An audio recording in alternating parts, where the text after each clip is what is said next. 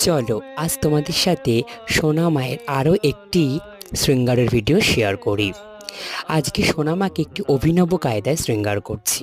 দেখো, প্রথমে শাড়িটিকে একবার ঘুরিয়ে নিয়ে এসেই কিন্তু কোনো আমি কুচির প্লিট বসাইনি, কুচি কিন্তু করলাম না। কি করলাম, ওখানে একটু ভাঁজ দিয়ে কিন্তু শাড়িটিকে পেছনে নিয়ে গিয়ে একটা পিনের সাহায্যে সেট আপ করে নিয়েছি।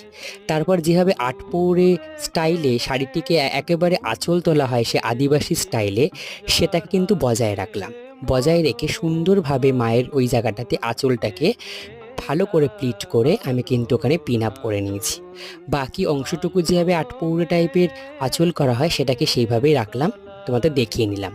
এরপর ধীরে ধীরে মাকে সুন্দরভাবে গয়নাগুলো কিন্তু পরিয়ে নেব। আর দেখো, আর এই রঙেরই শাড়ির একটু পাড় ছিল, ওটাকে আমি পুরো ঘোমটা হিসেবে দুই পাশ থেকে ওড়নার মতো করে দিয়েছি।